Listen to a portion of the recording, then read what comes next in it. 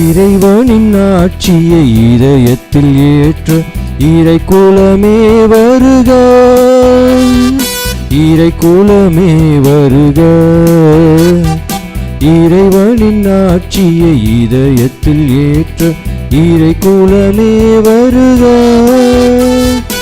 இறை குலமே வருக. இறையன்பில் திளைத்து பிறரன்பில் நிலைக்க விளங்கிடவே வருக, விளங்கிடவே வருக.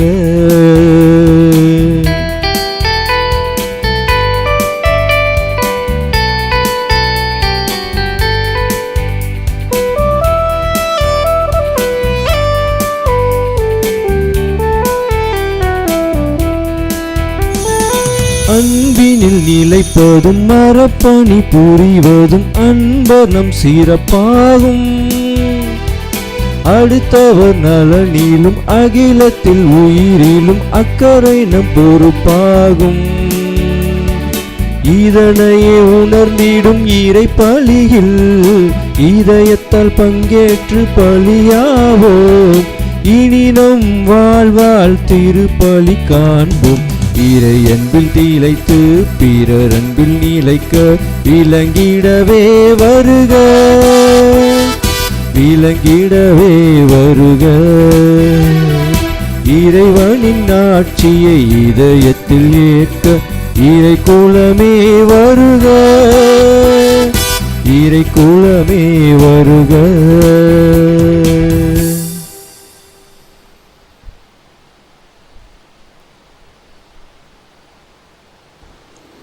இன்றைய திருப்பலியானது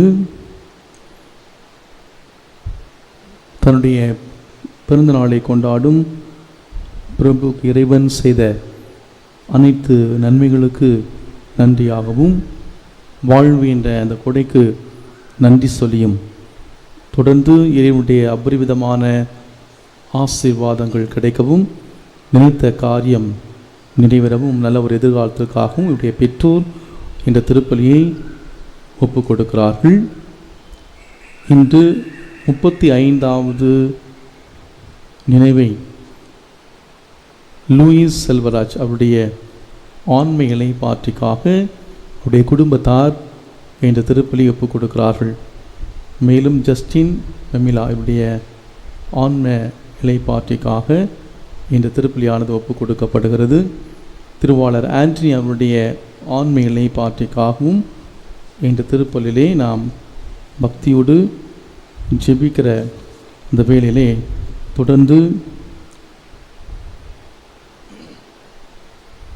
குழந்தை பாக்கியத்திற்காக ஜெபிக்கக்கூடிய ஃபிலோமினா அபிநய், அருள் பிரகாஷ் இவர்களுக்கு இறைவன் குழந்தை பாக்கியத்தை கொடுத்து ஆசிர்வதிக்க வேண்டி இந்த திருப்பலியானது ஒப்பு கொடுக்கப்படுகிறது. இந்த கருத்துக்களோடு நம்முடைய கருத்துக்களை ஒன்று சேர்த்து இந்த திருப்பலிலே நாம் பக்தியோடு பங்கேற்போம். தந்தை மகன் தூயாவியாரின் பெயராலே ஆமென். நம் ஆண்டவராகிய இயேசு கிறிஸ்துவின் அருளும் கடவுளின் அன்பும் தூயாவியாரின் தோழமையும் உங்கள் அனைவரோடும் இருப்பதாக. உம் ஆன்மாவோடும் இருப்பதாக. இயேசுவில் பிரியமான சகோதர சகோதரிகளே, திருப்பாடல் 34:18 நாம் வாசிக்கின்றோம். உடைந்த உள்ளத்தார் அருகில் ஆண்டவர் இருக்கிறார், நைந்த நெஞ்சத்தாரை அவர் காப்பாற்றுகின்றார். இந்த நாளிலே நாம் உடைந்த உள்ளத்தோடு நைந்த நெஞ்சத்தோடு ஆண்டவருடைய இந்த திருப்பிடம் தேடி நாம் வந்திருக்கலாம். ஆண்டவர் நம் ஒவ்வொருவரையும் காப்பாற்றுகிறார். இன்றைய நாளுடைய இறை செய்தியாக நம்முடைய முதல் எதிரி கோபத்தை நாம் எவ்வாறு கையாளுவது, சினத்தை எவ்வாறு கையாளுவது,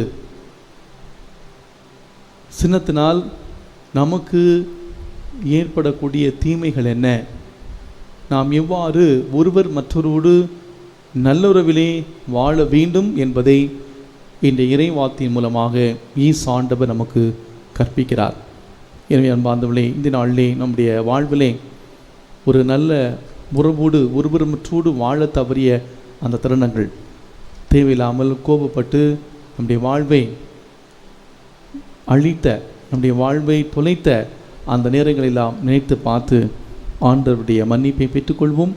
திருப்பலிலே நாம் தகுதியான முறையிலே பங்கேற்க தடையாக இருக்கக்கூடிய நம்முடைய பாவங்கள் குற்றங்குறைகளை ஏற்று மன வருந்துவோம்.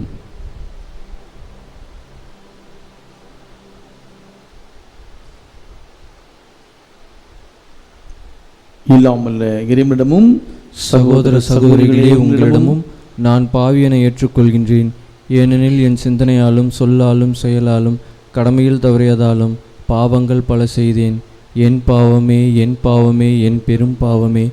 ஆகையால் எப்போதும் கன்னியான புனித மரியாவையும் வானதூதர் புனிதர் அனைவரையும், சகோதர சகோதரிகளை உங்களையும் நம் இறைவனாகிய ஆண்டவரிடம் எனக்காக வேண்டிக் கொள்ள மன்றாடுகின்றேன்.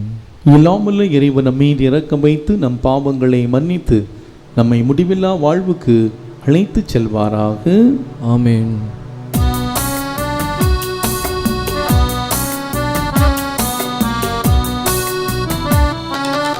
ஆண்டவரே இரக்கமாயிரும். ஆண்டவரே இரக்கமாயிரும். கிறிஸ்துவே இரக்கமாயிரும். கிறிஸ்துவே இரக்கமாயிரும். ஆண்டவரே இரக்கமாயிரும். ஆண்டவரே இரக்கமாயிரும். ஜெபிப்போமாக. இறைவா, நன்மையானவை அனைத்தும் உம்மிடமிருந்தே வருகின்றன. இவ்வாறு உம்முடைய உதலால் நாங்கள் சரியானவற்றை உணரவும் உமது வழி நடத்ததால் அவற்றை நாங்கள் நிறைவேற்றவும் உம்மை வேண்டுவோருக்கு கனிவுடன் அருள்வீராக. உம்மோடு தூயாவியாரின் ஒன்றிப்பில் இறைவனாய் என்றென்றும் வாழ்ந்து ஆட்சி செய்கின்ற எங்கள் ஆண்டவரும் உம் திருமகனுமாகிய இயேசு கிறிஸ்து வழியாக உம்மை மன்றாடுகின்றோம். ஆமென்.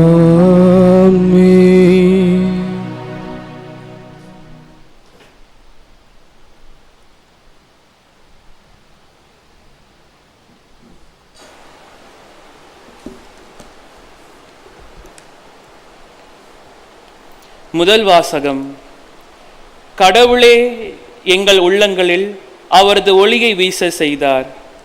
திருத்தூதர் பவுல் கொரிந்தியருக்கு எழுதிய 2ஆம் திருமுகத்திலிருந்து வாசகம். அதிகாரம் 3, வாழ்வு தரும் இறை வார்த்தைகள் 15 மற்றும் அதிகாரம் 4, வாழ்வு தரும் இறை வார்த்தைகள் 1 மற்றும் 3 முதல் 6 முடிய. சகோதர சகோதரிகளே, இன்று வரை மோசையின் திருச்சட்டம் வாசிக்கப்படும் போதெல்லாம் அவர்களின் உள்ளத்தை ஒரு திரை மூடி இருக்கிறது.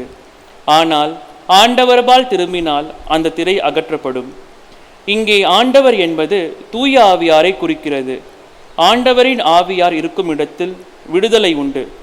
இப்போது நாம் அனைவரும் முக்காடு இல்லா முகத்தினராய் ஆண்டவரின் மாட்சியை பிரதிபலிக்கின்றோம். இவ்வாறு மென்மேலும் மாட்சி பெற்று அவர் சாயலாக மாற்றமடைகின்றோம். இவையெல்லாம் ஆவியாம் ஆண்டவரின் செயலே. கடவுளின் இரக்கத்தால் நாங்கள் இத்திருப்பணியை பெற்றிருக்கின்றோம். ஆகையால் மனம் தரலாமல் இருக்கின்றோம். நாங்கள் அறிவிக்கும் நற்செய்தி அழிவுறுவோருக்கே அன்றி வேறு எவருக்கும் மறைக்கப்படவில்லை.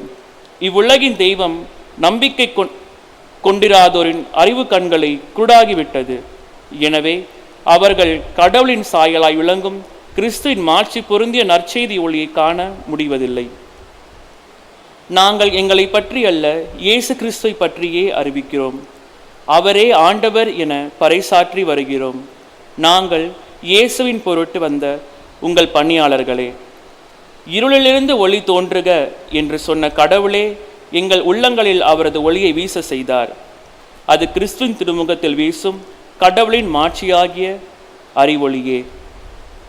ஆண்டவர் வழங்கும் அருள்வாக்கு. இறைவனுக்கு நன்றி. பதிலுரை பாடல் திருப்பாடல் 85.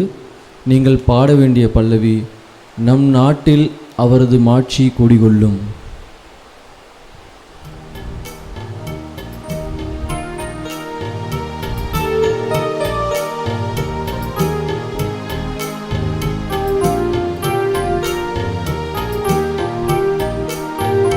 நம் நாட்டில் அவரது மாட்சி குடிகொள்ளும் குடிகொள்ளும். நம் நாட்டில் அவரது மாட்சி குடிகொள்ளும் குடிகொள்ளும். ஆண்டவராம் இறைவன் உரைப்பதை கேட்பேன். தம் மக்களுக்கு தம் பற்றுமிகு அடியார்க்கு நிறைவாழ்வை அவர் வாக்களிக்கின்றார். அவருக்கு அஞ்சி நடப்போருக்கு அவரது மீட்பு அண்மையில் உள்ளது என்பது உறுதி. நம் நாட்டில் அவரது மாட்சி குடிகொள்ளும்.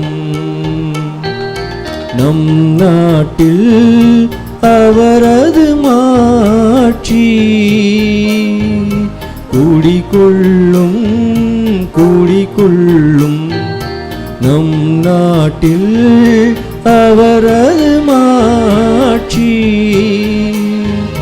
குடிகொள்ளும் குடிகொள்ளும்.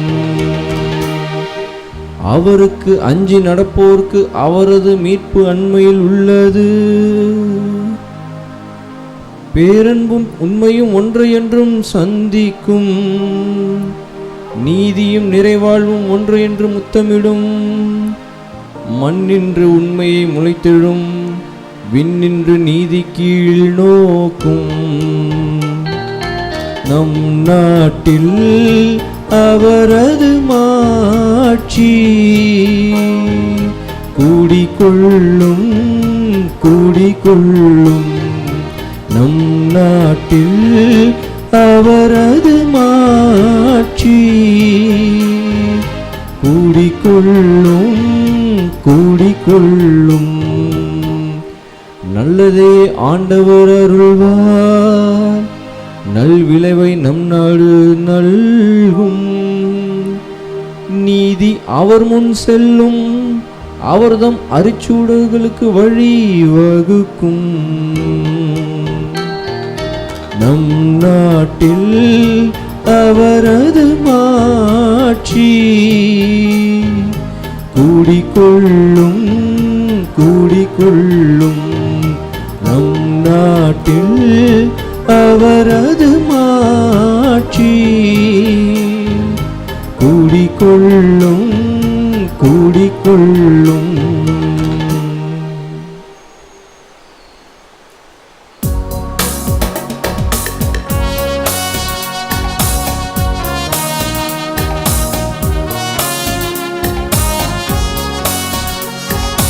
அல்லேலூயா அல்லேலூயா அல்லேலூயா அல்லேலூயா அல்லேலூயா அல்லேலூயா அல்லேலூயா அல்லேலூயா. புதிய கட்டளையை நான் உங்களுக்கு கொடுக்கின்றேன். நான் உங்களிடம் அன்பு செலுத்தியது போல நீங்களும் ஒருவர் மற்றவரிடம் அன்பு செலுத்துங்கள் என்கின்றார் ஆண்டவர். அல்லேலூயா அல்லேலூயா அல்லேலூயா அல்லேலூயா அல்லேலூயா. ஆண்டவர் உங்களோடு இருப்பாராக. உம் ஆன்மாவோடும் இருப்பாராக. மத்தேயு எழுதிய தூய நற்செய்தியிலிருந்து வாசகம். ஆண்டவரே மாட்சி மாட்சி உமக்கே. மத்தேயு எழுதின நற்செய்தி அதிகாரம் 5 வாழ்வு தரும் இறை வார்த்தைகள் 20 முதல் 26 முடிய. அக்காலத்தில் இயேசு தம் சீடரை நோக்கி கூறியது: மறைநூல் அறிஞர் பரிசேயர் ஆகியோரின் நெறியை விட உங்கள் நெறி சிறந்திருக்கட்டும், இல்லையெனில் நீங்கள் விண்ணரசுக்குள் புக முடியாது என உங்களுக்கு சொல்லுகிறேன். கொலை செய்யாதே. கொலை செய்கிறவர் எவரும் தண்டனை தீர்ப்புக்கு ஆளாவர் என்று முற்காலத்தவருக்கு கூறப்பட்டிருப்பதை கேள்விப்பட்டிருக்கிறீர்கள். ஆனால் நான் உங்களுக்கு சொல்லுகிறேன், தம் சகோதர சகோதரிகளிடம் சினம் கொள்கிறவர் தண்டனை தீர்ப்புக்கு ஆளாவார். தம் சகோதரரையோ சகோதரியோ முட்டாளே என்பவர் தலைமைச் சங்க தீர்ப்புக்கு ஆளாவர். அறிவிலியே என்பார் எரி நரக்கத்துக்கு ஆளாவர். ஆகையால் நீங்கள் உங்கள் காணிக்கைகளை பலிப்பிடத்தில் செலுத்த வரும்போது உங்கள் சகோதர சகோதரிகள் எவருக்கும் உங்கள் மேல் ஏதோ மனத்தாங்கள் உண்டன அங்கே நினைவுற்றால், அங்கேயே பலிபிடத்தின் முன் உங்கள் காணிக்கையை வைத்துவிட்டு போய் முதலில் அவரிடம் நல்லுறவு ஏற்படுத்தி கொள்ளுங்கள். பின்பு வந்து உங்கள் காணிக்கையை செலுத்துங்கள். உங்கள் எதிரி உங்களை நீதிமன்றத்திற்கு கூட்டி செல்லும்போது வழியிலேயே அவருடன் விரைவாக உடன்பாடு செய்து கொள்ளுங்கள். இல்லையேல் உங்கள் எதிரி நடுவரிடம் உங்களை ஒப்படைப்பார். நடுவர் காவலரிடம் ஒப்படைக்க நீங்கள் சிறையில் அடைக்கப்படுவீர்கள். கடைசி காசு வரை திருப்பி செலுத்தாமல் அங்கிருந்து வெளியேற மாட்டீர்கள் என உறுதியாக உங்களுக்கு சொல்லுகிறேன் என்றார். ஆண்டவரின் அருள்வாக்கு. கிறிஸ்துவே உமக்கே புகழ்.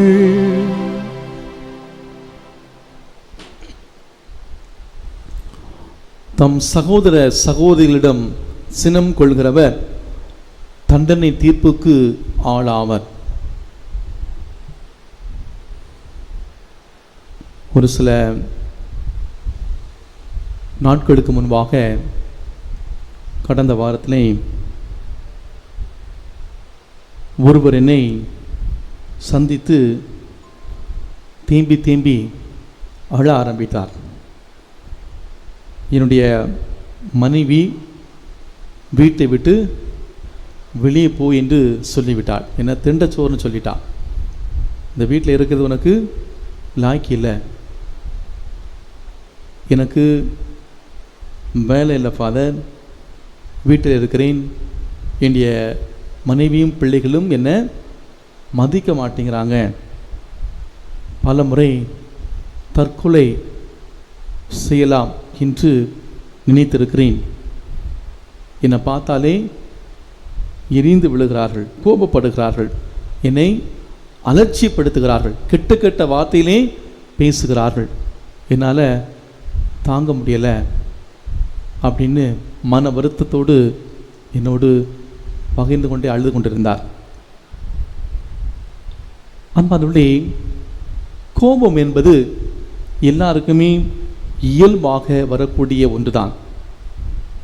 இந்த உலகத்திலே கோபப்படாத மனிதர்களே இருக்க மாட்டார்கள், கோபப்படாத மனிதர்களே இல்லை. கோபம் வந்தால் ஒரு சில நேரங்களிலே நாம் மிருகமாகவே மாறிவிடுகிறோம். கோபம் வந்தால் நாம் என்ன செய்கிறோம் என்பது நமக்கே தெரியாது. வார்த்தைகள் தவறாக வந்து விழும். நான் சொன்ன அந்த நிகழ்விலே கோபத்தினால் கெட்ட கெட்ட வார்த்தைகள், அசிங்கமாக பேசி அந்த வார்த்தைகள் எப்படி அப்படி மனதை காயப்படுத்துது என்று நாம் பார்த்தோம். இந்த கோபம் வருகிற பொழுது பல நேரங்களிலே நாம் மிகப்பெரிய தவறுகள் செய்வதற்கு கூட வாய்ப்புகள் இருக்கிறது. நாம் பல பேருடைய வாழ்விலே, நம்முடைய வாழ்விலே இந்த கோபம்தான் முதல் எதிரியாக இருப்பதை நாம் பார்க்கின்றோம். பல நேரங்களிலே நம்மை பார்த்து பல பேர் கேட்டிருப்பார்கள், உங்களுடைய முதல் எதிரி யார்? நம்ம என்ன சொல்லுவோம்? நம்ம வீட்டில் குடும்பத்தில் நமக்கு பிடிக்காத யாராக இருந்தாங்கன்னா அந்த நபரை சொல்லுவான். மருமகள் மாமியாரையும், மாமியார் மருமகளையும் அல்லது பக்கத்து வீட்டில் இருக்கிறவங்க நமக்கு பிடிக்கலைன்னா பக்கத்து வீட்டுக்காரங்களையும் அவங்க தான் நம்முடைய எதிரி என்று நாம் சொல்வோம். அன்புக்குள்ளே நம்முடைய வாழ்வின் முதல் எதிரி யார் என்று நாம் பார்க்கிற பொழுது இந்த கோபம் தான் நம்முடைய வாழ்வினுடைய முதல் எதிரியாக இருக்கிறது. ஏனென்றால் இந்த கோபம் முதலிலே பிறரை காயப்படுத்துகிறது, இரண்டாவதாக பிறர் மனதை புண்படுத்துகிறது, பிறர் மனதை நோக செய்கிறது. எனவே இந்த கோபம் தான் நம்முடைய முதல் எதிரியாக இருக்கிறது. இரண்டாவதாக கோபம் ஒரு நெருப்பு போன்றது. கோபம் ஒரு நெருப்பு போன்றது என்று சொல்லுகிற பொழுது அது நிச்சயமாக நாம் கோபப்படுகிற பொழுது பிறரை சுட்டுவிடும். பல நேரங்களிலே அந்த காயத்தை ஆற்ற முடியாத அளவுக்கு அது சுட்டு விடுகிறது. எனவேதான் பல வருடங்கள் நம்மில் பல பேர் நம்ம பேசாமல் இருக்கக்கூடிய ஒரு நிலையை நாம் அனுபவித்து கொண்டிருக்கிறோம். மூன்றாவதாக இந்த கோபம் என்பது ஒரு கண்ணாடி போன்றது. கண்ணாடி நம்ம கீழே போட்டு உடைச்சா என்னாகும்? அது சுக்கு நூறாய் போயிடும். அதை எடுத்து திரும்பி ஒட்ட வைக்க முடியுமா? ஒட்ட வைக்க முடியாது. அதே போல் தான் நாம் கோபப்படுகிறோம் என்றால் கோபப்பட்ட பிறகு உடைத்த பிறகு நம்ம நம்முடைய அந்த உறவிலும் கூட அதை ஒட்ட வைப்பது கஷ்டமாக இருப்பதை நாம் பார்க்கிறோம். நான்காவதாக கோபம் என்பது ஒரு அம்பை போன்றது. இந்த அம்பு விட்டோம் என்னாகும்? ஒரு ஆழமான ஒரு காயத்தை ஏற்படுத்தும். நாம் கோபப்படுகிற பொழுது ஒரு பெரிய ஆழமான காயத்தை இந்த கோபம் ஏற்படுத்துகிறது. அன்பானவர்களே, இந்த கோபம் இரண்டு பேரையும் பழி வாங்குகிறது. பல நேரங்களிலே இந்த கோபத்தால் நம்மை நாம் காயப்படுத்தி கொள்கிறோம், துன்பத்தை அனுபவித்துக் கொண்டிருப்போம், அமைதியை நிம்மதியை நாம் இழந்திருப்போம். இந்த கோபம் எல்லாருக்குமே இயல்பாக வரக்கூடிய ஒன்றுதான். ஆனால் இந்த கோபத்தை நாம் கட்டுப்படுத்த நினைக்கக்கூடாது. பல நேரங்களிலே எல்லாருமே சொல்வார்கள், கோபத்தை கட்டுப்படுத்த வேண்டும். இல்லை, அது ஒரு சரியான வழிமுறையாக இருக்காது. கோபத்தை கட்டுப்படுத்துவதற்கு பதிலாக அந்த கோபத்தை நெறிமுறைப்படுத்த நாம் பழகிக்கொள்ள வேண்டும். உதாரணமாக நம்ம அணைகளை பார்த்திருப்போம், அல்லது பெரிய ஏரிகளிலே அணைகளை கட்டி வைத்திருப்பார்கள். அந்த தண்ணீர் முழுவதையும் அணை கட்டி அதை தடுத்து வைத்திருப்பார்கள். செம்பரம்பாக்கம் ஏரியா இருக்கலாம், அல்லது கல்லணையாக இருக்கலாம். அணை கட்டி அந்த தண்ணீர் அங்கே தண்ணீரானது தடுத்து வைக்கப்பட்டிருக்கும். தண்ணீர் மேலே வர வர அதை கொஞ்சம் கொஞ்சமாக திறந்து விடுவார்கள். அதே போல் தான் கோபமும் கூட. நாம் கோபத்தை கட்டுப்படுத்த அது மிகப்பெரிய வீரியமாக அது வெளியே வரும். அப்போதுதான் நாம் பிறரை துன்புறுத்துவோம், பிறரை நாம் காயப்படுத்துவோம். அதை நம்மால் அதுக்கு பிறகு பல ஆண்டுகள் நான் சொன்னது போல் அது ஒரு அம்பாக அல்லது ஒரு கண்ணாடியாக அதை நாம் ஒட்ட வைக்க முடியாத அளவுக்கு ஒரு மிகப்பெரிய ஒரு ஆழமான ஒரு காயத்தை உறவுள்ள ஏற்படுத்தும். அணைகள் இருக்க தான் செய்யும். அதேவேளை அந்த தண்ணீரை வேறு கால்வாய் வழியாக நெறிப்படுத்துகிறோம் என்றால் அந்த தண்ணீரும் பாதுகாப்பாக இருக்கும், அந்த அணையும் உடையாது, பல இடங்களுக்கு சென்று அந்த தண்ணீர் பயனுள்ளதாக மாறும். கோபத்தை கட்டுப்படுத்துவதை விட அந்த கோபத்தை நாம் நெறிப்படுத்த நாம் தெரிந்திருக்க வேண்டும். ஒரு ஆசிரமத்திலே ஒரு சீடர் ஒருவர் இருந்தார். அவர் எப்போதுமே அடுத்தவர் மீது எரிந்து விழுவாராம். அதை அறிந்த அந்த ஆசிரமத்தினுடைய குரு அவருக்கு எவ்வளவோ புத்திமதியை சொல்லியும் அதை கேட்கவும் இல்லை, அவர் திருந்தவும் இல்லை. குரு அவருக்கு அறிவுரை சொன்னபோதெல்லாம் எப்போதுமே நாமும் சொல்கிறது மாதிரி அவர் சொல்லக்கூடிய வார்த்தை, நானும் கோவப்பட்டேன், நான் கோவப்படுறது அவன் தான் காரணம், அங்கே இருக்கிறது தான் காரணம் அப்படின்னு சொல்லிட்டு மற்றவர்கள் மேலே பழியை போட்டு விடுவாராம். ஒரு நாள் அந்த ஆசிரமத்திலே தங்கியிருந்த இன்னொரு சீடர் மீது அவர் கோபப்பட்டார். அதை கவனித்த அந்த ஆசிரமத்துடைய குரு, நீ இங்கே தங்கியிருந்தால் மற்றவர்கள் தான் உன்னுடைய கோபத்திற்கு காரணம் என்று சொல்லி வருவாய், அதனால் கொஞ்ச காலம் நீ தனிமையான அந்த இடத்துக்கு சென்று அங்கே தியானம் செய்து வா என்று சொல்லி அந்த சீடனை அனுப்பி வைக்கிறார். நீ அங்கே சென்று தியானம் செய்கிற பொழுது இந்த கோபத்திற்கு காரணம் யார் என்பதை நீ புரிந்து கொள்வாய் என்று அனுப்பி வைக்கிறார். அவரும் தனியாக ஒரு குடிசை வீட்டுக்கு செல்கிறார். அந்த குடிசை வீட்டில் இருக்கிற பொழுது தனியாக ஒரு 2 வாரங்கள் இருந்தார். அவர் யார் மீதுமே கோபப்படவில்லை. அப்போது புரிந்து கொண்டார், இத்தனை நாளும் கோபத்துக்கு காரணம் மற்றவர்கள் தான் என்று அவர் புரிந்து கொண்டார். ஒரு சில நாட்கள் கழித்து தான் அங்கே குடியிருந்த அந்த குடிசைக்கு அருகே உள்ள ஆற்றுக்கு சென்று குளித்துவிட்டு தனக்கு தேவையான தண்ணீரை ஒரு மண் பானையிலே எடுத்து கொண்டு வருவதற்காக அந்த மண் பானை எடுத்து செல்கிறார். அன்றைக்கு அவர் குளித்துவிட்டு அந்த மண் பானையிலே தண்ணீர் தூக்கிய பொழுது கை நழுவுகிறது. இரண்டாவது முறையும் தண்ணீர் தூக்குகிறார், கை நழுவுகிறது. மூன்றாவது முறையும் அவர் தண்ணீர் தூக்குகிறார், கை நழுவி அது கீழே விழுந்தது. ஆனால் அந்த பானை உடையவில்லை. எனவே அந்த சீடனுக்கு கோபம் தலைக்கு மேலே ஏறிச்சு, கோபம் உச்சிக்கு மேலே ஏறிச்சு. உடனே அவன், என்னடா இந்த பானை வழுக்கி வழுக்கி விழுகிறது என்று சொல்லி தூக்கி எறிந்தானாம். அது அதன் அருகில் இருந்த அந்த பாறையிலே விழுந்து சுக்குநூறாக உடைந்தது. அப்போதுதான் அந்த சீடன் புரிந்து கொண்டான், தன்னுடைய கோபத்திற்கு காரணம் யாரும் இல்லை, தான் தான் என்பதை உணர்ந்து கொண்டு ஆசிரம் வந்து அந்த குருவிடம் மன்னிப்பு கேட்டு யார் மீதும் எரிந்து விழாமல் எல்லோரோடும் நல்லுறவோடு அவர் வாழ்ந்து வந்தாராம். அன்புக்குரியவர்களே, நம்மை நாம் சிந்தித்து பார்த்தோம் என்றால் நம்முடைய கோபத்திற்கு நாமே காரணம் என்பதை நம்மால் உணர்ந்து கொள்ள முடியும். பல வேளைகளிலே நம்முடைய கோபத்திற்கு நாம் தான் காரணம். இந்த கோபம் எப்படிப்பட்ட முட்டாள்தனம் என்பதை நமக்கு உணர்த்திவிடும். ஒரு பாம்பு தச்சனுடைய ஒரு ஒர்க் ஷாப்புக்குள்ளே செல்கிறது. அந்த ஒர்க் ஷாப்புக்குள்ளே ஒரு அறம் இருக்கிறது. அறம் என்றால் மரத்தை வெட்டுகிற அந்த அறம். அந்த பட்டறைக்குள் சென்று நகரும்போது அந்த அறத்தினுடைய கூர்மையான அந்த பகுதியானது பாம்பினுடைய ஒரு பகுதியிலே பட்டுவிடுகிறது. உடனே அந்த பாம்பு கோபம் கொண்டு அந்த அறத்தை கொத்த முயற்சி செய்கிறது. அவ்வாறு கொத்த முயற்சி செய்த பொழுது அந்த அறத்தினுடைய கூர்மையான பகுதி அதனுடைய வாயை காயப்படுத்துகிறது. பாம்புக்கு ரொம்ப ரொம்ப கோபம், எப்படி இந்த அறம் என்னை காயப்படுத்த முடியும்? வழக்கமாக பாம்புகள் தன்னை விட கொஞ்சம் குறைவாக இருக்கக்கூடிய என்ன செய்யும், அது சுற்றி வளைத்து இறுக்கி மூச்சடைக்க செய்யும். இந்த பாம்பு அதே போல் முதல்ல குத்த முயற்சி செய்கிறது. இரண்டாவதாக என்ன செய்கிறது, தன்னை காயப்படுத்திய அந்த அறையை, அந்த அறத்தின் மீது தன்னையே சுற்றி வளைத்து இறுக்க ஆரம்பித்தது. தன்னுடைய முழு பலத்தையும் நசுக்க ஆரம்பித்த பொழுது அந்த பாம்பானது துண்டு துண்டாக ஆனது. அறத்தை பழிவாங்க நினைத்த அந்த பாம்பு அதன் மீது சுற்றியதால் அது துண்டு துண்டாக செத்து போனது. இந்த பாம்புக்கு இருந்த கோபம், அந்த பாம்புக்கு இருந்த சினம், இந்த பாம்புக்கு இருந்த தலைக்கணம் அன்புக்குள்ளே அப்படி வாழ்வையே தொலைத்து விட்டது. இன்றைய நற்செய்தி வாசகத்திலே நாம் வாசிக்க கேட்டோம், சினத்தை பற்றியும் கோபத்தை பற்றியும் நம் ஆண்டவர் இயேசு கிறிஸ்து நமக்கு ஒரு அழகான பாடத்தை சொல்லித் தருகிறார்.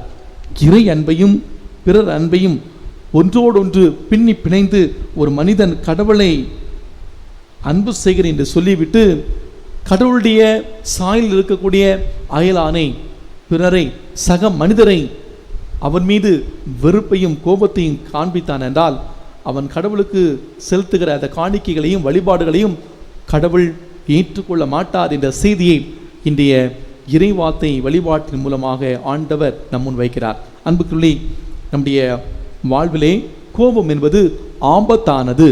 இந்த கோபம் என்பது இரண்டு பக்கமும் அழிக்கக்கூடியது. கோபப்படுபவரையும் யார் மீது கோபப்படுகிறோமோ அவர்களையும் அது அழித்துவிடும். இந்த கோபத்தால் கொலை செய்பவர்கள் பல பேர். இன்று நாம் ஊடகங்களை பார்க்கக்கூட பல செய்திகள் அதனுடைய உயிர் மூச்சாக இருப்பது இந்த கோபம். எனவே தான் இந்த சினம், கோபம் உள்ளத்திலிருந்து அழிக்கப்பட வேண்டியது என்று நம் ஆண்டவர் இயேசு சொல்கிறார். அதாவது கொலை செய்வது பாவம், ஆனால் இயேசு கோபப்பட்டு தன்னுடைய சகோதர சகோதரியை முட்டாளே என்று சொல்வதே பாவம் என்று சொல்கின்றார். இன்று நாம் வாழக்கூடிய இந்த உலகத்திலே இந்த கோபம் என்பது உடலுக்கு ஆபத்தானது. உடல் அளவிலே நாம் பார்த்தோம் என்றால் கோபம்தான் நம்முடைய அனைத்து நோய்களுக்கும் காரணமாக இருக்கிறது. இன்றைக்கி பிளட் ப்ரெஷர், பிபி இருக்கிறவர்களுக்கு நம்ம கேட்டால் தெரியும். இந்த கோபம் தான் அவங்கள இந்த கோபம்தான் அவளுக்கு உடல் அளவிலே இந்த நோயை கொண்டு வருது. எனவே முதலிலே கோபம் என்பது நம்முடைய உடலுக்கு ஆபத்தானது என்பதை நாம் புரிந்து கொள்ள வேண்டும். கோபப்படுவேன் என்று ஒரு சிலர் ஆணவத்தோடு சொல்வார்கள். எனக்கு கோபம் ரொம்ப கோபம் வரும், கோபம் வந்தால் என்னவே கண்ட்ரோல் பண்ண முடியாது. அது அவங்களுக்கு ரொம்ப சமூகத்திலே இப்படி சொன்னால் எல்லாரும் அவங்கள மதிப்பாங்க, அவங்கள பார்த்தா பயப்படுவாங்க, அதுக்காக ஒரு சிலர் இப்படி சொல்வார்கள். அன்புக்குரிய இந்த கோபம் என்பது உடல் அளவிலே நமக்கு ஆபத்தானது என்பதை முதலில் நாம் புரிந்து கொள்ள வேண்டும். இரண்டாவதாக ஆன்மீக வாழ்விலும் கூட இந்த கோபம் நமக்கு ஒரு பெரிய ஆபத்தை கொண்டு வருகிறது. எனவே தான் இந்த நற்செய்தி வாசகத்திலே நான் வாசிக்க கேட்டோம், கடவுள் திருமுன் நீ காணிக்கை செலுத்த வருகிற பொழுது உன்னுடைய சகோதரன் நீ கோபப்பட்டு கொண்டிருக்கிறாய் என்பது தெரிந்திருந்தால் முதலிலே அதை அங்கே வைத்துவிட்டு முதலே போய் நீ சமரசம் செய்து கொள். ஆன்மீக வாழ்விலே உனக்கு உறவு சிக்கல் இருந்தால் என்றால் உன்னுடைய காணிக்கை ஏற்றுக்கொள்ள முடியாது சொல்லுகிறார். மூன்றாவதாக மற்றவர் நம்மை கோபப்படுத்துகிற பொழுது நான் தான் முடிவு பண்ண வேண்டும். ஒரு சிலருக்கு தெரியும் எப்படி இவரை கோபப்படுத்துறாருன்னு. கோபப்படணுமா வேண்டாமா என்பதை நாம் தான் முடிவு செய்ய வேண்டும். ஒரு சிலருக்கு நம்முடைய வீக்னஸை ஒரு சிலர் புரிந்து கொண்டு இப்படி நடந்து கொண்டால் இவன் டென்ஷன் ஆகிடுவான், நமக்கு அவங்கள எப்படியாவது வாங்கிடலாம். என்ன செய்கிறாங்க, அவங்க நம்மளை கண்ட்ரோலில் வச்சுருப்பாங்க, ஃபுல் கண்ட்ரோலில் வச்சுருப்பாங்க. என்ன செஞ்சால் இவன் கோபப்படுவான், என்ன செஞ்சால் ஹை டென்ஷனில் வச்சுருக்கலான்னு நல்லாவே அவங்களுக்கு தெரியும். ஆக கோபத்தை விட்டு விலகுவது தான் நம்முடைய உடல் நலத்துக்கும் ஆன்மீக நலத்துக்கும் சிறந்தது என்பதை ஆண்டவர் இயேசு கிறிஸ்து இந்த நாளிலே நமக்கு சொல்லுகிறார். கடைசியாக கோபப்படுபவர்கள் கடைபிடிக்க ஒன்று, எந்த சூழ்நிலையிலும் அன்பு செய்பவர்களை கோபத்திற்கு உள்ளாக்கக்கூடாது. கோபப்படுத்துபவர்கள் எந்த ஒரு சூழ்நிலையிலும் நம்மை அன்பு செய்பவர்களை கோபத்துக்கு உள்ளாக்கக்கூடாது. நம்முடைய குடும்பத்திலே நம்முடைய தந்தையை அல்லது அம்மாவை நாம் அன்பு செய்கிறோம் என்றால் என்ன செய்ய வேண்டும், நாம் கோபப்படுத்தக்கூடிய நிலையில் நாம் இருக்கும் என்றால் எந்த ஒரு சூழ்நிலையிலும் அவர்களை நாம் கோபத்திற்கு உள்ளாக்கக்கூடாது. எனவே இந்த நாளிலே அன்புக்குள்ளே சிறப்பாக நாம் ஜெபிப்போம். ஒருவேளை நாம் பிறரை நாம் கோபப்படுத்தக்கூடிய அந்த நிலையில் இருப்போம் என்றால் இந்த நாளிலே இந்த அருளுக்காக ஜெபிப்போம். ஆண்டவர் நமக்கு அந்த தாழ்ச்சி கொடுக்கட்டும். இந்த நாளிலே கோபம்தான் மனித வாழ்வுக்கு முதல் எதிரி என்பதை நாம் புரிந்து கொண்டு நாம் வாழக்கூடிய நம்முடைய வாழ்க்கை சூழலே நம்முடைய உறவை நாம் சரி செய்து கொள்வோம். ஆண்டவரோடு உள்ள அந்த உறவை நாம் ஆளப்பட வேண்டும் என்றால் நம்மோடு இருக்கக்கூடிய ஒருவர் மற்றுள்ள அந்த உறவை நாம் சரி செய்து கொண்டு ஆண்டவர்களே ஒரு உண்மையான ஒரு வாழ்வு வாழக்கூடிய அருளையும் ஆசிரியும் இன்று சிறப்பாக இந்த திருப்பலி வழியாக பக்தியோடு ஜெபிப்போம். ஆமீன்.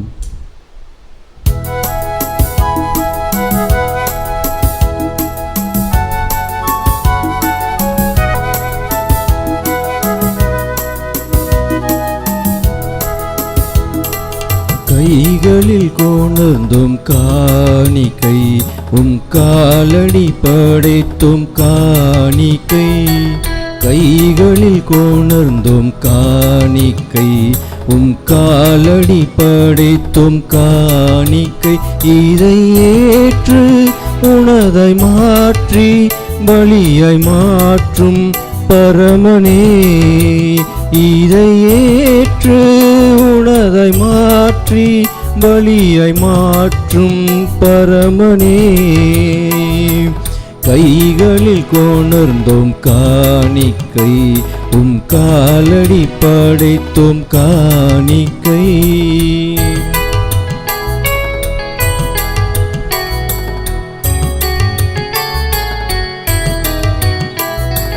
பிளவுகள் சரி செய்தே உன் முன் வந்தோம், பிரிவினை கலைகளை களைந்து நின்றோம். பிளவுகள் சரி செய்தே உன் முன் வந்தோம், பிரிவினை கலைகளை களைந்து நின்றோம். உம்மோடு இருக்கவும் உமக்குள் பிறக்கவும், உம்மோடு இருக்கவும் உமக்குள் பிறக்கவும் உவப்புடன் கொணர்ந்தோம் காணிக்கை. கைகளில் கொணர்ந்தோம் காணிக்கை காலடி படைத்தோம் காணிக்கை. இதை ஏற்று உனதை மாற்றி பலியாய் மாற்றும் பரமனே. இதை ஏற்று உனதை மாற்றி பலியாய் மாற்றும் பரமனே.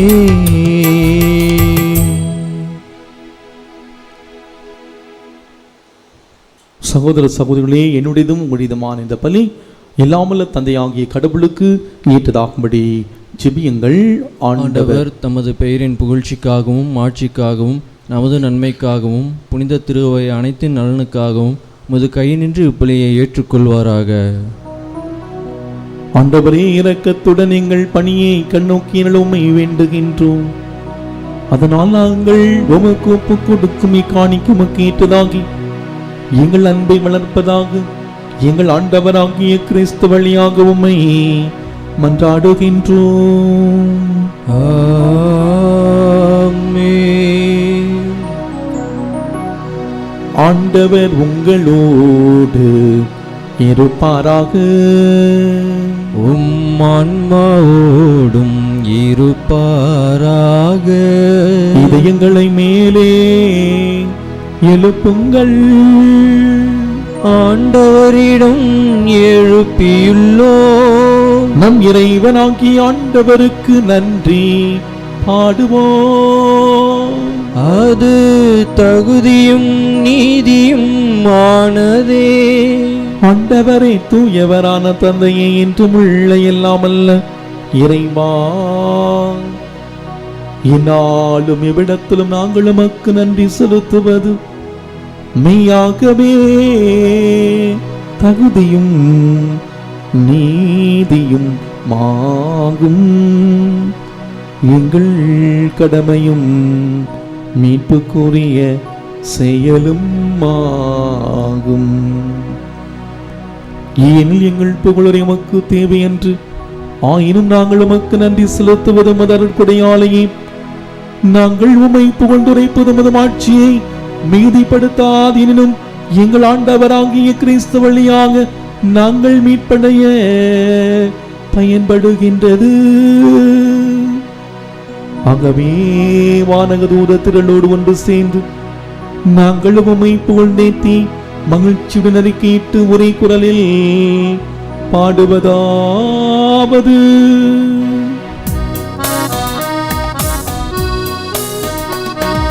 தூயவர் தூயவர் தூயவர் வான்படைகளின் கடவுளமாண்டவர். விண்ணகமும் மண்ணகமும் உமது மாட்சியால் நிறைந்துள்ளன. உன்னதங்களிலே ஓசன்னா, உன்னதங்களிலே ஓசன்னா. ஆண்டவர் பெயரால் வருகிறவர் ஆசி பெற்றவர். உன்னதங்களிலே ஓசன்னா, உன்னதங்களிலே ஓசன்னா. கண்களை மூடி ஒரு சில மணித்துளிகள் மௌனமாக நாம் இருக்கிற இடத்திலே நம்பிக்கையோடு வல்லமையோடு நாம் ஜெபிப்போம். நம்முடைய வாழ்வின் முதல் எதிரி கோபம், சினம் கொள்ளுதல். இந்த நாளிலே தன் சகோதர சகோதரிடம் சினம் கொள்கிறவன் தண்டனை தீர்ப்புக்கு ஆளாவார். ஆண்டவர் நமக்கு சொல்லியிருக்கிறார். உங்கள் காணிக்கைகளை பலிபீடத்தில் நீங்கள் செலுத்த வருகிற பொழுது சகோதர சகோதரிடம் மனத்தாங்கள் இருக்கிறது என்றால் முதலிலே அதை அங்கேயே வைத்துவிட்டு நல்லுறவு ஏற்படுத்தி கொண்டு பிறகு வந்து அந்த காணிக்கையை செலுத்துங்கள். அந்த காணிக்கை கடவுளுக்கு உரிய காணிக்கையை மாறும். ஆண்டவர் சொல்லியிருக்கிறார். பிறரோடு உள்ள அந்த உறவை நாம் துண்டிக்கிற பொழுது இறைவனோடு உள்ள உறவை நாம் துண்டிக்கிறோம். இயேசு அந்த கல்வாரி மலையிலே, அந்த கல்வாரி பீடத்திலே தன்னையே கடவுளுக்கு பலியாக கொடுப்பதற்கு முன்பாக உகுந்த பலியாக, அந்த பலியானது தகுந்த பலியாக மாற தந்தையே இவர்களை மன்னியும், இவர்கள் செய்வது இன்னதென்று அறியாமல் செய்கிறார்கள் என்று சொல்லி அவர்களை மன்னிக்கின்றார். பின்பு தன்னை ஆண்டவருக்கு கடவுளுக்கு காணிக்கையாக்கின்றார். கடவுள் அந்த காணிக்கையை ஏற்றுக்கொண்டார். இன்று நமக்கு எதிராக செயல்படுபவர்களை மன்னிப்போம். இது ஒரு அழைப்பு அல்ல, ஆண்டவருடைய கட்டளை. இன்று நம்முடைய வாழ்வுக்கு எதிராக செயல்பட்டவர்கள் நம்ம நல்லா இருக்கக்கூடாது, நம்முடைய வாழ்க்கையை அழிக்க நினைத்தவர்கள், நமக்கு துரோகம் செய்தவர்கள், நம்பிக்கை துரோகம் செய்தவர்கள் எல்லாரையும் நம் மனக்குள் கொண்டு வருவான். ஆண்டவருக்கு உகந்த பலியாக இந்த பலி மாற அவளுக்காக ஜெபிப்போம். இதோ ஆண்டவர் நமக்காக இந்த பலிபீடத்திலே பலியாகி கொண்டிருக்கிறார்.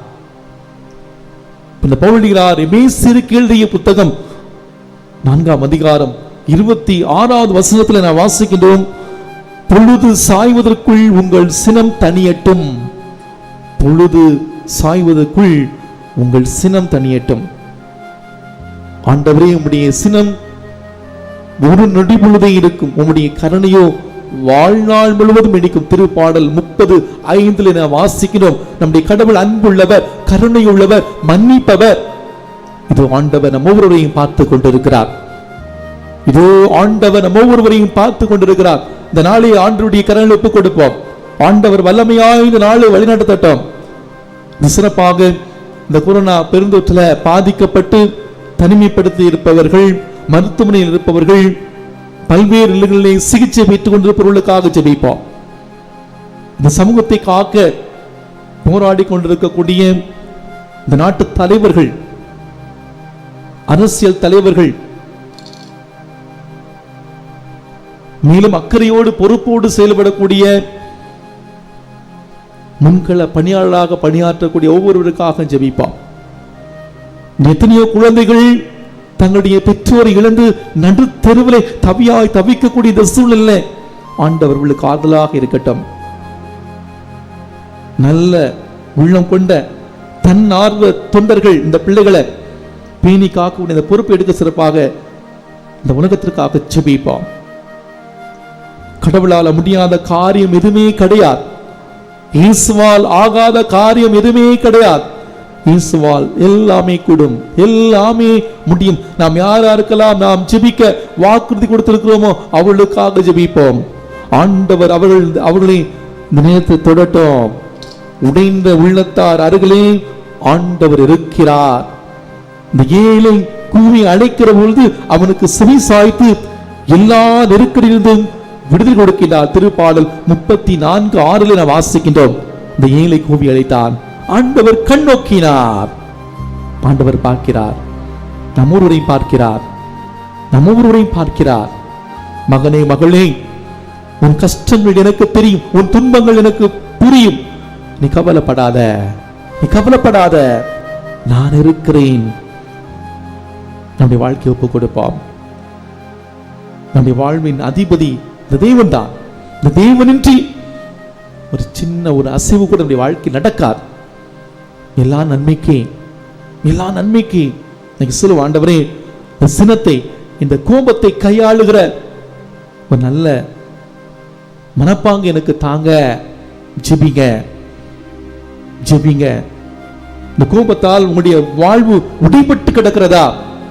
இந்த கோபத்தால் உங்களுடைய வாழ்க்கையை தடம்புரண்டு கிடக்கிறதா?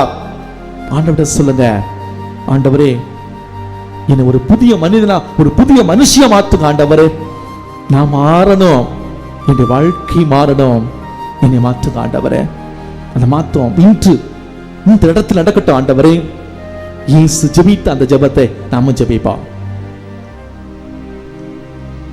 ஆண்டவரே, மெய்யாகவே தூயவர், தூய்மை அனைத்திற்கும் ஊற்று ஆகவே உம்முடைய ஆவியை பொழிந்து இக்காணிக்கைகளை தூய்மைப்படுத்த உம்மை வேண்டுகின்றோம்.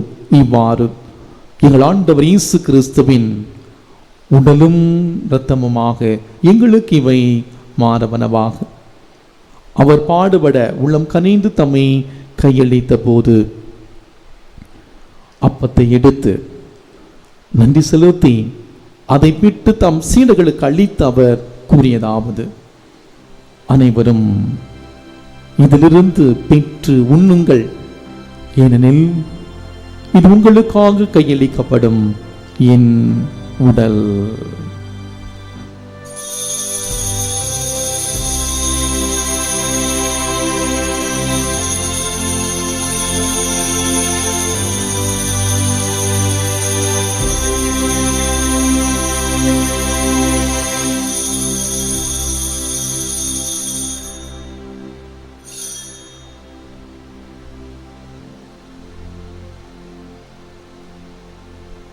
அவ்வண்ணமே இரவிருந்தை அருந்திய பின் கிண்ணத்தையும் எடுத்து மீண்டும் நன்றி கூறி தம் சீடர்களுக்கு அளித்து அவர் கூறியதாவது: அனைவரும் இதிலிருந்து பெற்று பருகுங்கள், ஏன் இது புதிய நிலையான உடன்படிக்கைக்குரிய என் இரத்தத்தின் கிண்ணம்.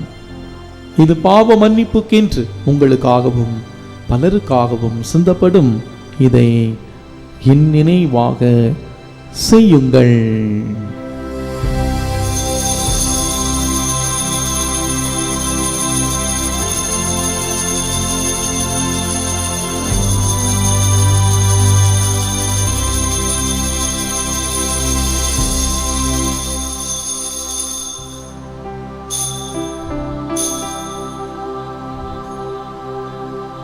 நம்பிக்கையின் மறை பொருள். ஆண்டவரே, நீர் வருமளவும் உமது இறப்பினை அறிக்கையிடுகின்றோ, உமது உயிர்ப்பினையும் எடுத்துரைக்கின்றோ. ஆகவே ஆண்டவரே, நாங்கள் கிறிஸ்துவின் இறப்பினை உயிர்ப்பினை நினைகூர்ந்து வாழ்வு தரும் அப்பத்தையும் மீட்பளிக்கும் கிண்ணத்தை ஒப்புக் கொடுக்கின்றோம். திருமுன் நின்று ஊழியம் புரிய தகுந்தவர்களை ஏற்றுக்கொண்டீர், எனவே உமக்கு நன்றி செலுத்துகின்றோம். மேலும் கிறிஸ்துவின் உடலிலும் இரத்தத்திலும் பங்கு கொள்ளும் எங்களை தூய ஆவியார் ஒன்று சேர்க்க வேண்டுமென உம்மை தாழ்மையுடன் மன்றாடுகின்றோம். ஆண்டவரே, உலகமெங்கும் பரவி இருக்கும் ஒரு திரு அவையை நினைகூர்ந்தள்ளும். எங்கள் திருத்தந்தை பிரான்சிஸ், எங்கள் ஆகிய நீதிநாதன், எல்லா திருநிலையினர் ஆகிய அனைவரோடும் உமது திரு அவை அன்பில் நிறைவு பெறச் செய்திடலும். மேலும் உயிர்த்தெழும் எதிர்நோக்குடன் துயில் கொள்ளும் எங்கள் சகோதர சகோதரிகளையும் இறந்தோர் அனைவரையும் இரக்கத்துடன் நினைகூர்ந்து உமது திருமுக ஒளியினுள் ஏற்றிடலும். எங்கள் அனைவர் மீதும் இரக்கமாயிரும். கடவுளின் கன்னித்தாயான தூய மரியா, அவருடைய கணவரான புனித யோசேப்பு, புனித திரு தூதர்கள், இவ்வுலகில் மூக்கு உந்தவராய் இருந்த ஆகிய புனிதர்கள் அனைவருடனும் நாங்கள் நினைவாழ்வில் பங்கு கொள்ளும் தகுதி பெற்று உம் திருமகன் இயேசு கிறிஸ்து வழியாக உம்மை புகழ்ந்தேத்தும் வரமருள உம்மை மன்றாடுகின்றோம்.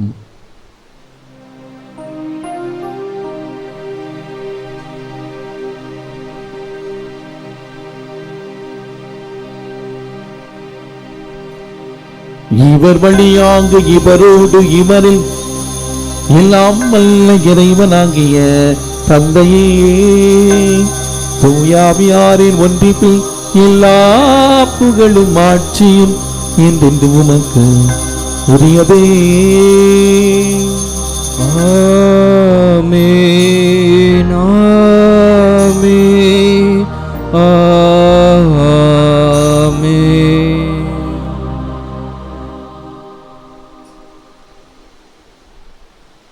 மீட்பரின் கட்டளையால் கற்பிக்கப்பட்டு இறை படிப்பனையால் பயிற்சி பெற்ற நாம் துணிந்து சொல்வோம்: விண்ணுலகில் இருக்கிற எங்கள் தந்தையே, உமது பெயர் தூயதென போற்ற பெறுக, உமது ஆட்சி வருக, உமது திருவுளம் விண்ணுலகில் நிறைவேறுவது போல மண்ணுலகிலும் நிறைவேறுக.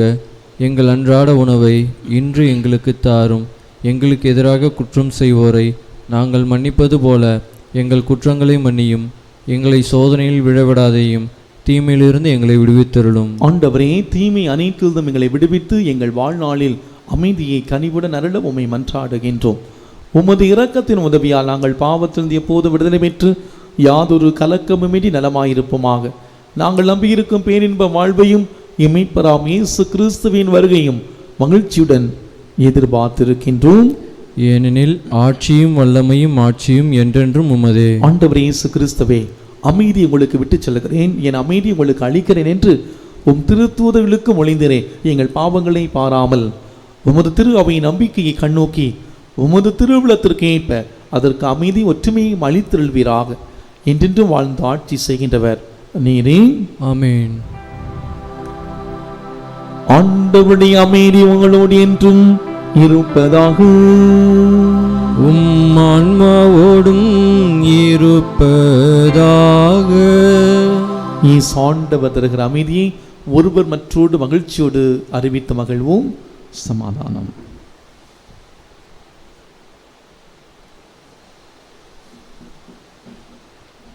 உலகின் பாவங்களை போக்கும் இறைவனின் செம்மறியே, எங்கள் மேல் இரக்கமாயிரும். உலகின் பாவங்களை போக்கும் இறைவனின் செம்மறியே, எங்கள் மேல் இரக்கமாயிரும். உலகின் பாவங்களை போக்கும் இறைவனின் செம்மறியே, எங்களுக்கு அமைதியை அளித்தருளும்.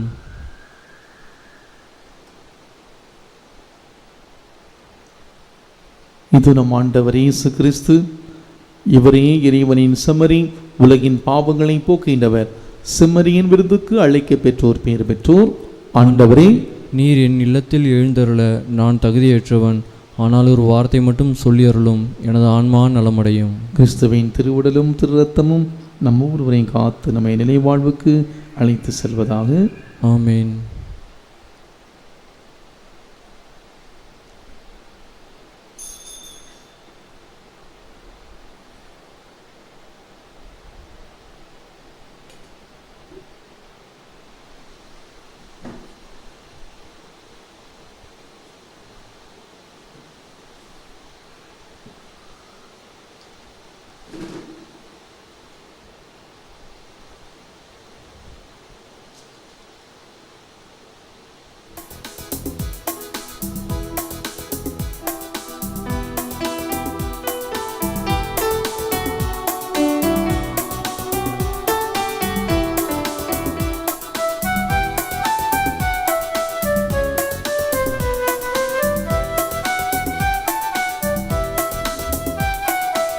இறைவனை வானக விருந்து தந்தார், இதயங்கள் மகிழ்ந்திட எழுந்து வந்தார்.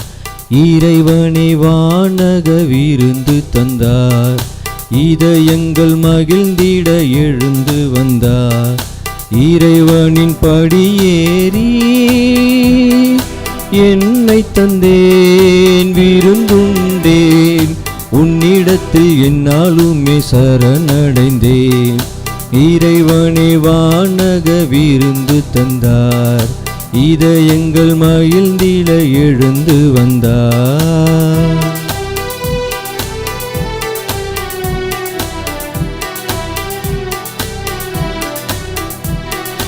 எந்த நாவில் தினம் வந்திடுவார், எந்த நெஞ்சில் தினம் தங்கிடுவார். உந்தன் அன்பில் தினம் வளர்ந்திடுவேன், உன்னில் இன்பம் என்றும் நிலைத்திருப்பேன்.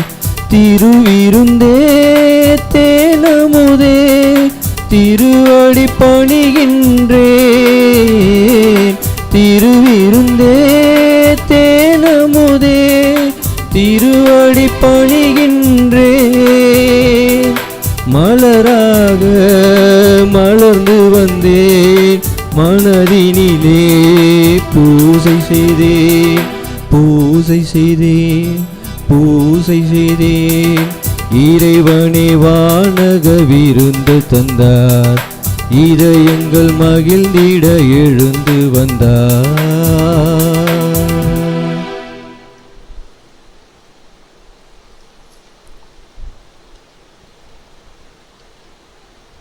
ஜெபம். கிறிஸ்துவின் ஆன்மாவே என்னை புனிதப்படுத்தும், கிறிஸ்துவின் திருவுடலே என்னை மீட்டருளும், கிறிஸ்துவின் திரு இரத்தமே என்னை நிறைவித்தருளும், கிறிஸ்துவின் விழாவிலிருந்து வந்த திருநீரே என்னை கழுவியருளும், கிறிஸ்துவின் திருப்பாடுகளே என்னை திடப்படுத்துங்கள். ஓ நல்ல இயேசுவே, எனக்கு செவி சாய்த்தருளும், உமது திரு காயங்களுக்குள்ளே என்னை மறித்தருளும்.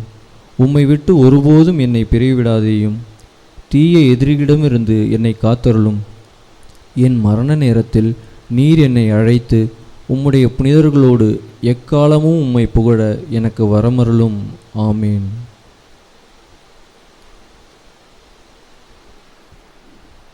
நாளை தினம் இயேசுவின் திரு இருதய பெருவிழா, மிக முக்கியமான நாள். நாளை காலை திருப்பலியோடு இயேசுவின் திருதயத்துக்கு ஒப்பு கொடுத்து சிறப்பான நற்கரணை ஆராதனையும் நடைபெறும். அனைவரும் நீங்கள் பக்தியோடு உங்கள் இல்லங்களில் அமர்ந்து நீங்கள் பங்கேற்க பிளாம்போடு அழைக்கின்றேன்.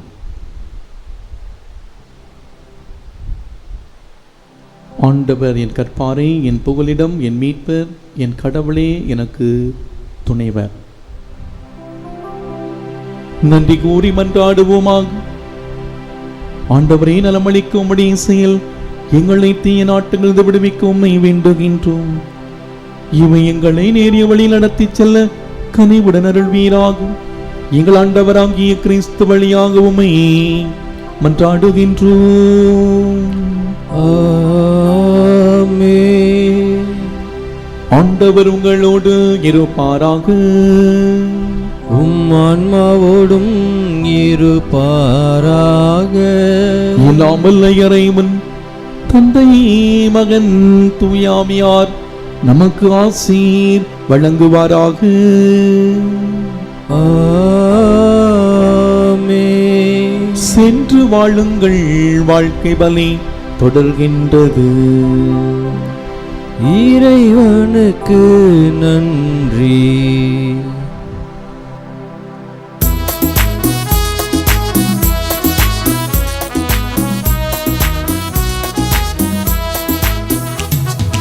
ஓயாத கருணையின் இறைவனே, உளமார்ந்த நன்றி நன்றி. ஓயாத கருணையின் இறைவனே, உளமார்ந்த நன்றி நன்றி. பாயாத இடமெல்லாம் பாய்ந்து ஓடிடும், பாயாத இடமெல்லாம் பாய்ந்து ஓடிடும். காயாமல் அவை என்றும் பயன்கள் நல்கிடும். ஓயாத கருணையின் இறைவனே, உளமார்ந்த நன்றி நன்றி.